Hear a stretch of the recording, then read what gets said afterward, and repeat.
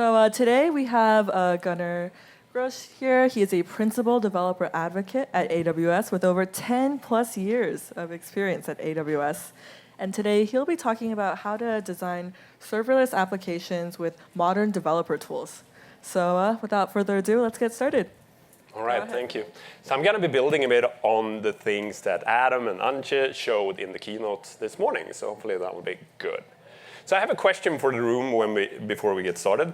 Has anyone here ever had this great app ID or website ID and bought a domain name for that idea?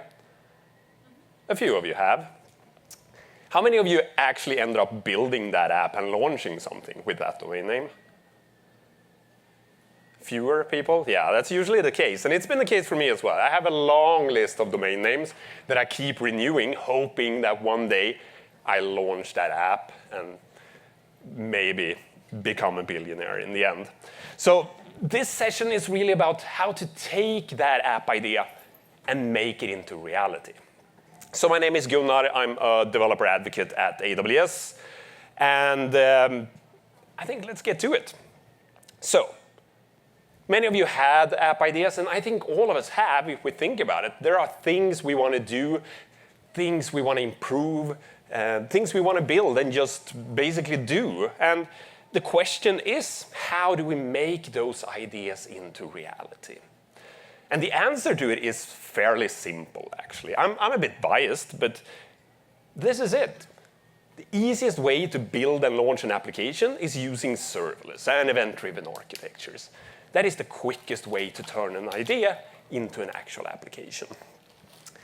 But even with that, it can still be a bit tricky. Services to learn, tools to use, and so on. So taking it from that idea into actual reality is still a bit tricky. But hopefully at the end of this session, it'll be a tiny bit easier at least. So let's continue talking about that idea just a bit. Just show you some examples of what we could build with serverless and event-driven. So an app that I've built is an app that checks the weather for a certain location that I might be traveling to, and then gives me a recommendation. Using some sort of machine learning recommendation engine, it suggests what to wear. Simple app that I can build with serverless. Another one is I live in a house in Sweden by a forest. Every day, pretty much every day, there's some sort of animal roaming through my backyard. So the kids and I used an IoT camera to build an app that helped us identify those animals. So we get a ping telling us that there's a fox in the backyard, or there's a moose, like it was just a couple of weeks ago. Also, pretty simple to build, just as long as we have that idea. Or this one, my favorite, a tracker for chores in the house that helps me and the kids get things done. So we have a leaderboard, and they get points, and in the end, at the end of the week, someone is a winner. They have done the most chores. The trick that they don't know is I'm always the winner because it means that they will do their chores. Simple idea we can build with serverless. Just a few more.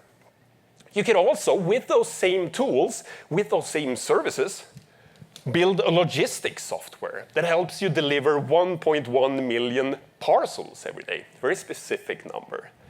And that's what PostNL, the Dutch postal service, has done.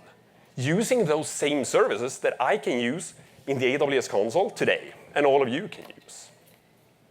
Or perhaps we can build an automated workflow that analyzes petabytes of pediatric cancer data like the nationwide Children's Hospital has done. Once again, using those same serverless services that we all have access to.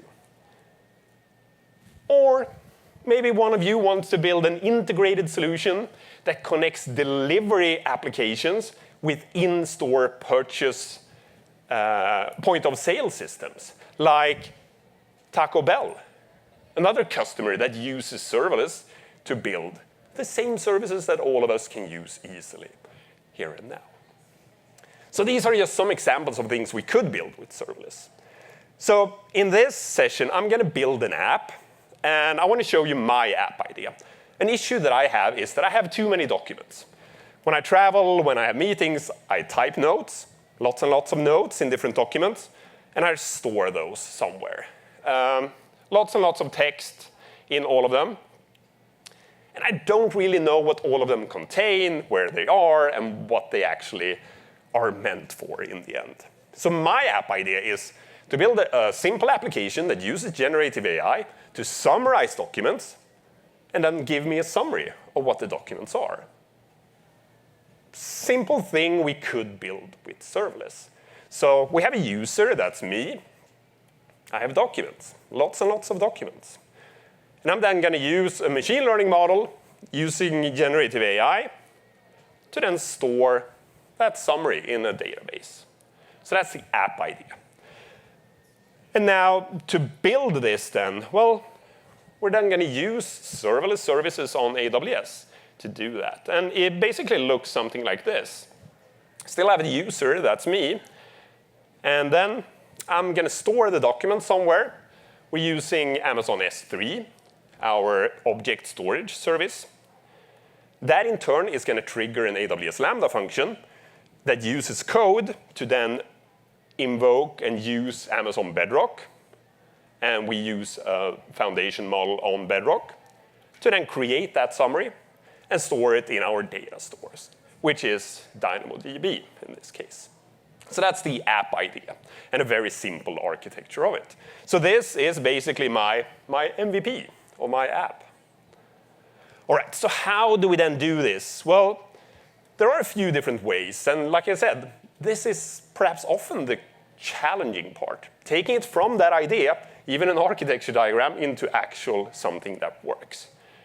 And I think no matter which service it is, when you're getting started, using the console is great to get to know a service, understand how it works. You can try things out. But as soon as you want to build something and put it into production, you shouldn't be using ClickOps. That's not the way to actually build things. Instead, you're going to use some sort of infrastructure as code framework. And there are lots of them. I have 4 on screen right now. Pick your poison, basically. Select what you want to use and get used to it. You learn about how to use that. My favorite among these is our friend Sam here. That's a serverless application model. So that's a framework that's built for building serverless applications. But you could use CDK, you could use serverless framework, you can use Terraform, or any of the other 50 options that are out there. And what it means is that you basically do this. So you use YAML to describe your application. So in this case, we have a Lambda function. It's using Python. It has a policy that allows us to use SNS. We have some environment variables. And this is now scheduled using a cron schedule. I don't know if anyone knows cron by heart. Maybe that's 20 past midnight or something else. I don't know cron. Something like that. It means that it's going to trigger once per day, perhaps. And then we continue. We add the S3 buckets and so on and so on. And this is great. Does anyone love YAML? Shame. You shouldn't love YAML. Or JSON. Because this isn't great either, honestly. And that's why you are here. Because we're going to be looking at AWS Application Composer. That's a visual designer for building applications. So instead of looking at lines of YAML, well, you can look at this beautiful screen and see your application visually. And either you design it that way, or you use your YAML and then you visualize that YAML using this. Makes it so much better. All right, so let's then get to actually building something. So back to the app. This was the MVP architecture. And the way I usually build things is I start with like a skeleton of the app. And then I start adding features, adding more and more parts of that application. And in this case, the skeleton would be to do this. We're able to upload a document to S3, which will trigger a Lambda function, which in turn will then store information about that document in DynamoDB. So we're not going to use Bedrock just yet. All right, so into the AWS console. And now we're going to start using Application Composer. And something that's different with Application Composer is that even though it is a service and we have it in the console, it's not really doing anything in the cloud. Instead, this is something you as a developer uses, just like your IDE or whatever tool you usually write code in. So it will work in the cloud, but you work with it locally. You'll see what I mean in just a bit. So first off, we're going to, this is pre-recorded. I can act like I'm actually doing things, but I don't think you'll believe me. So this is Application Composer. And when you go there, the first thing you'll be greeted with is this. And then you create a new project. And when you create that project, it's going to open up this view. This is the canvas view. This is where the magic happens. And on the left-hand side, you have these components, which are the different services that we'll use. And we can drag those into the to the canvas and then start configuring the application. Cool. But like I said, it's in the cloud, but we're working locally. So the first thing we want to do is to activate what's called local sync. So I'm going to go to the menu and activate local sync. And that is basically pointing out where do I want to store my files. So I'm selecting a folder. Let's create a new folder. Document summary app, create that. And then the browser asks us to get permissions to view the files and also to store files. Cool. Now we're ready to start building things. So with that in place, you can see that on my local computer, it's created a YAML file. Just that I don't have to write YAML. That's great. And you can also see we have a tab for template. And that is where it will then start adding YAML for me. All right, so with that in place, we can start building the application. And the first thing we want to do is add our S3 bucket. So I drag it onto the canvas, open up the details, and start configuring that service. I'm giving it a logical ID, the name, basically. And then I'm set with just the default settings. And as you can see, it's now added YAML for me to be able to create the bucket. And it also gives me policies, default values. Next, let's add the Lambda function.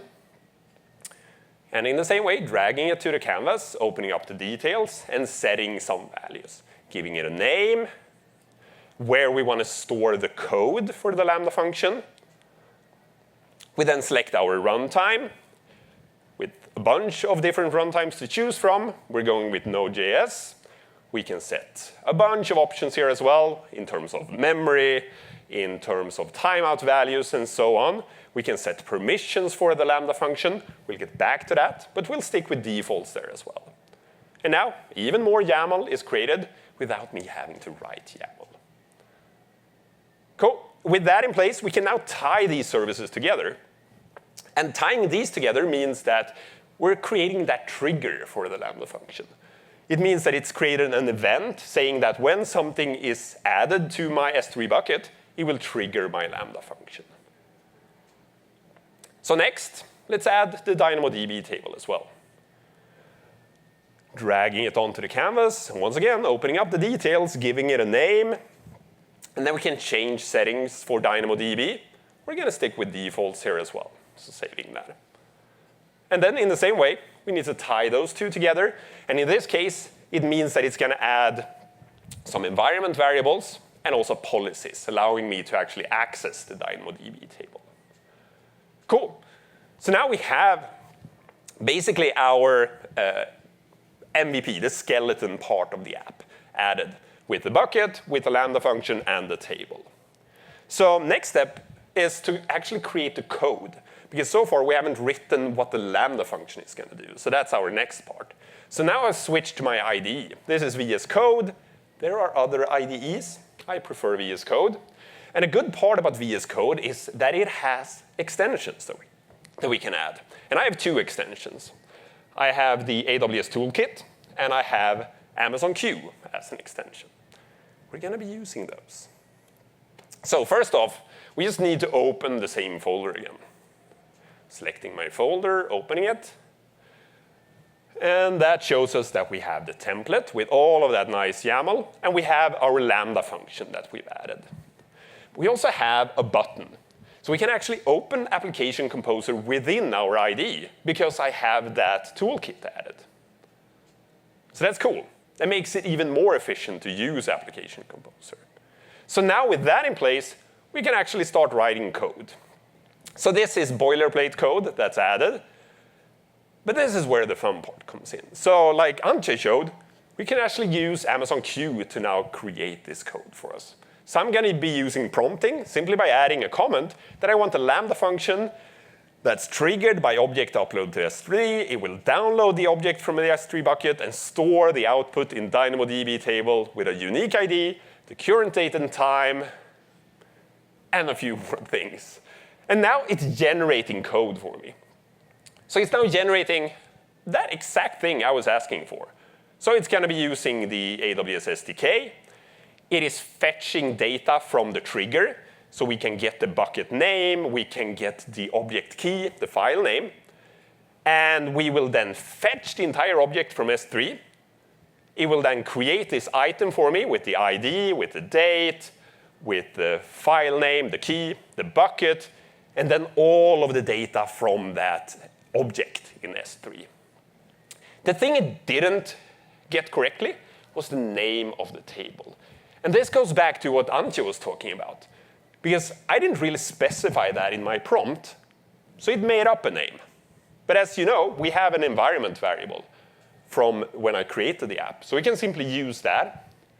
So the better prompt, the better output. All right, cool. So now I'm just adding that environment variable. And then we're ready to actually store this in DynamoDB. We can save this.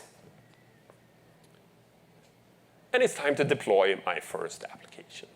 So I'm using SAM, like I said. So let's run SAM deploy. Quickly running through the wizard, giving it a name in AWS, and then just doing default values again. So this will now start deploying. So let me just show you the files that we're working with. So these aren't actually my notes. I'm not that much of an AWS geek, but I have a bunch of text documents that contain information about S3 services. Way too much text. So those are the documents we're going to summarize. Cool. So now this is deployed. So we can now test this first version of our app. And the easiest way to test it, well, that would be to switch over to the console, open up the S3 console, and upload a document. So opening up my bucket, opening up the correct bucket, dragging a file. And if you remember, that means when we upload, it's going to trigger my Lambda function that is going to use the code that we used Amazon Q Developer to generate, which is going to read the file and store it in DynamoDB. So if we now check DynamoDB, we can see that we have one item created. And this is the applause moment. Thank you, thank you. Like it wasn't going to work, right? So that's the first item created. So that's cool. If we now go back to our architecture, this is what we have.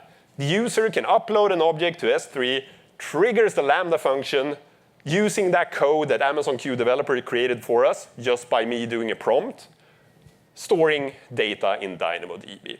So now then what we would do is just continue. Let's add the next part, which is to add Bedrock to the mix.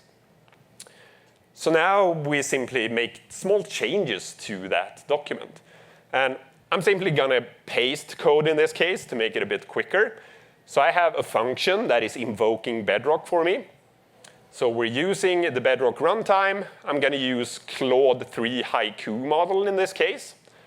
And we're sending a message to Claude, basically sending a prompt and the input to it. We're going to be doing that in just a little bit. And then invoke Bedrock and get the output, the results from Bedrock, and store that in DynamoDB. So to do that, let's simply create a Bedrock header to begin with.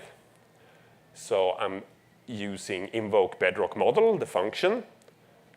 And there, I'm going to send the contents of the document, but also a prompt.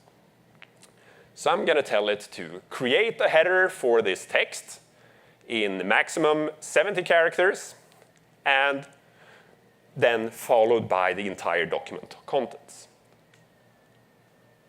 And let's also create the actual summary. So Bedrock summary, invoke Bedrock model, and we can see the Q developer actually suggests create a summary for this text in maximum 100 words and 1 paragraph, and in the same way followed by the contents of the document. So now we have these that we can then add to our item that we're storing in DynamoDB.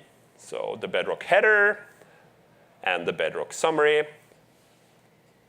Let's store it and deploy.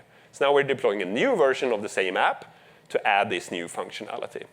And if we upload a new document in S3, it is now going to use the new version of the code, which means if we check in DynamoDB, the new one, it contains the same things as before, but it also contains that summarized header and the summary of the document. By simply adding a few additional lines of code, we're able to invoke Bedrock and also use a large language model to actually improve or use those summary functions in this case. Cool, so I can upload more documents, and for each document I upload, it is going to do the same thing. Every upload is an event that triggers Lambda, that runs my code, that saves in DynamoDB. Cool. So now we have this. It's my MVP architecture. It works. And the next step then is, like I said, it's to continue iterate on these applications. That's how I usually build things. So it's not super user-friendly now, right? It means I have to go to the S3 console to upload something. Then I have to go to the DynamoDB console to read the contents. That's not great. That's not usually how an app works. No, instead, we want to create an API-driven application. So the next step would be to add an API to this using API Gateway, another Lambda function that reads content from the DynamoDB table. So let's quickly do that as well. So back to my IDE. And I could now simply do the same thing, drag icons and show you the same thing once again. But instead, I'm going to do like Ante showed us.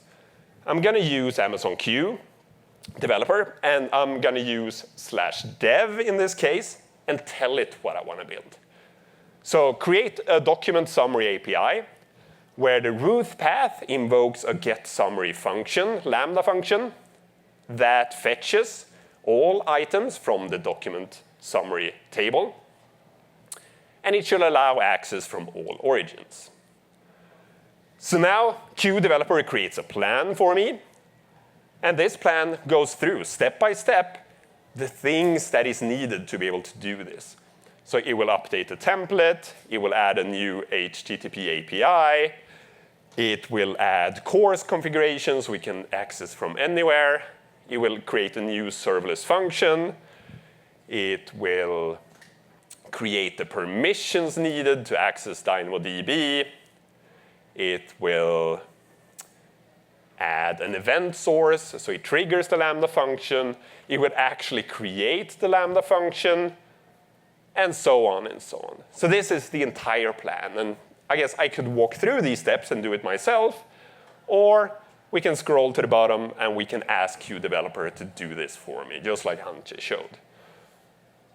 So let's scroll down, and let's generate code. And now Q developer generates that same code for me. And it shows up like this. And if you're familiar with Git, it's basically now going to be the same. It shows me the diff. This is what I had, and this is what it will be, the difference between the two. So it's adding the Lambda function. It's adding the event trigger and the policy for me. And it's also going to add the entire Lambda function with all of that code. It also adds tests, like Adam talked about. And if this looks good, which it does, I can just press insert code. And this will then be available in my application. So let's do insert code. We're done. And now we have all of that in our application. If we open up Application Composer instead, we can now see that it's visualizing the things that got added. the new Lambda function. It is also adding the HTTP API. I'm just going to add a group to make it look better. Nice. And that is connected to the DynamoDB table, so we can fetch the data. So the next step now is to deploy this to be able to test the new functionality. Here we go. Oh, I'm just going to make a quick change. So what I didn't tell it was that I wanted to only be able to read from the table. So it actually added more permissions that I wanted because I didn't specify in my prompt. So I can just make that quick change, and now we're ready to deploy. So do a SAM deploy. It will give us a new version of the app, and we can now try this out. So opening up the Lambda function to see that we are just refresh, and we'll have the new Lambda function available. There we go. And if I open that Lambda function, it will show me that it is triggered by API Gateway. And that also gives me the API endpoint. So I can try this out. And let's do it easily by just opening it in our browser. And as you can see, we're now fetching data from that same DynamoDB table. So by simply prompting QDeveloper, we can tell it what we want to do, the things we want to build. And I could continue chatting and improving on the output based on what it suggests. And also, like Anje talked about, just yesterday, this got improved quite a lot. So it works even better. This recording was done before that. But it is very much a way that makes it so much easier for me as a developer to create features for my applications. All right, so we are now there in our application. We've built this. Now we would just continue. It's still not great. We need to add a way to easier upload functions, maybe. Or we would add a front-end part to it. Now we have to read JSON, basically, to see. But we could easily add a static website that uses the API to be able to read. Or we add authentication. So I can allow all of you to log in and have your documents, have those summarized, and so on and so on. That's basically how you continue iterating on these. So let me wrap this up then with, I guess, my tips for how to get started building your first serverless applications. I think using a visual designer is great. It helps me a lot. I've been doing this for many years. But seeing what I'm building is so much better. I don't like YAML. Just have to say it. We still need to use infrastructure as code, though. So you need that YAML or similar. And make use of generative AI-powered assistants. Using QDeveloper speeds up my process. Sure, this was pre-recorded and a bit sped up. But you can still do this in half an hour without actually writing any code yourself. You just make sure that the code is correct. And then you test in the cloud. So you build, you deploy, and things are available in the cloud straight away. Start simple, evolve the app over time, add features as you go along. And then eventually, what we didn't do now, that is to add also CI/CD to it. So you have an automated way of deploying. So for every change you make, you upload everything, you push it to Git, which deploys the app for you. That's a way to make it even more efficient and automated. And that is the end of my session. So thank you all very much for joining. All right, thank you so much, Gunnar, for this fantastic presentation. We will be closing in a few minutes. So in the interest of time, I'm going to take 1 or 2 questions. And after that, you can just come and ask him. He'll be here. He's tall. He's easy to spot. Oh, yeah. Is the application composer customizable or extendable?